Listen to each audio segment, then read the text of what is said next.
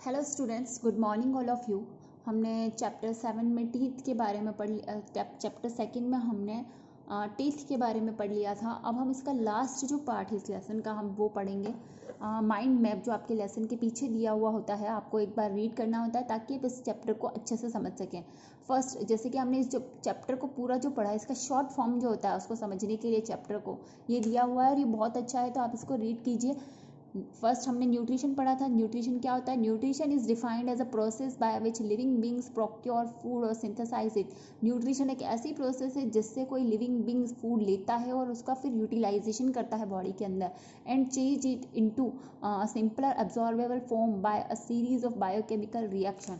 और उस फूड को, जो कॉम्प्लेक्स फूड बॉडी के अंदर लिया है एनिमल ने या लिविंग बीइंग ने, उसको बायोकेमिकल रिएक्शंस होती है, उसके ऊपर मेटाबॉलिज्म होता है और फिर उससे सिंपलर सब्सटेंसेस का फॉर्मेशन होता है जिसे हम न्यूट्रिशन कहेंगे। The digestive system of human, nutrition में हम डाइजेस्टिव सिस्टम पढ़ा था हमने ह्यूमंस के अंदर। तो ह्यूमंस के अंदर माउथ, ऑइसोफेगस जो एलिमेंट्री कैनाल पढ़ी थी उसके अंदर हमने ये पार्ट पढ़े थे कि जो जिससे मिलकर डाइजेस्टिव सिस्टम बना है ह्यूमंस का।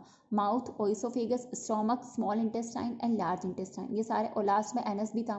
तो ये सारे पार्ट्स हमने पढ़े थे। उसके बाद steps for nutrition in animal, यानी एनिमल के अंदर न्यूट्रिशन किस किस प्रोसेस से होता है, किस किस स्टेप में होता है। सबसे पहले इंजेशन होता है, यानी कि अंदर लेना। डाइजेशन होना है, यानी कि उसका पाचन होना। एब्जॉर्प्शन, यानी कि उस फूड को एब्जॉर्व करती है हमारी बॉडी। फिर असिमिलेशन, यानी कि वो फूड जो है वो एक जगह इकट्ठा होता है। इजेशन, यानी फूड बाहर निकलना, जो मतलब अनडाइजेस्टेड फूड मटेरियल होता है जो हमारी बॉडी के लिए यूजफुल नहीं होता है, वो इजेशन की प्रोसेस से बाहर निकल जाता है।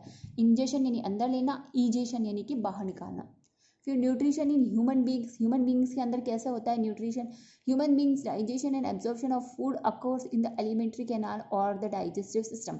हमने पढ़ा कि एलिमेंट्री कैनाल और डाइजेस्टिव सिस्टम के अंदर, ह्यूमंस के अंदर क्या होता है? डाइजेशन और एब्जॉर्प्शन होता है फूड का। फिर न्यूट्रिशन इन अमीबा, अमीबा के अंदर कैसे होता है? Nutrition in amoeba is holozoic and it is omnivorous. Nutrition के मामले में अगर देखा जाए तो अमीबा जो है वो ओमनीवोरस एनिमल है। ओमनीवोरस यानी कि जो सब कुछ खाता है, वेजिटेरियन भी है और नॉन वेजिटेरियन भी है, उसे हम ओमनीवोरस कहेंगे।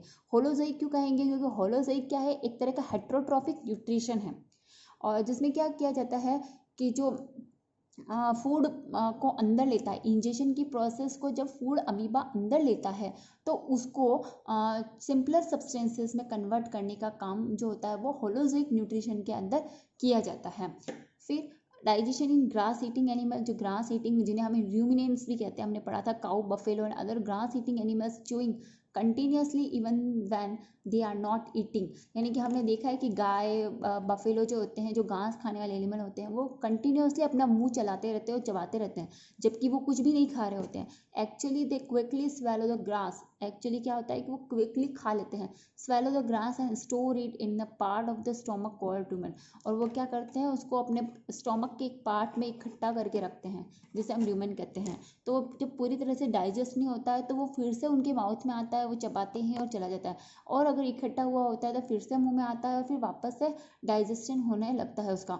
तो इस जो पार्ट होता है जहाँ पर ये फूड स्टोर रहता है उसे हम रुमेन कहते हैं।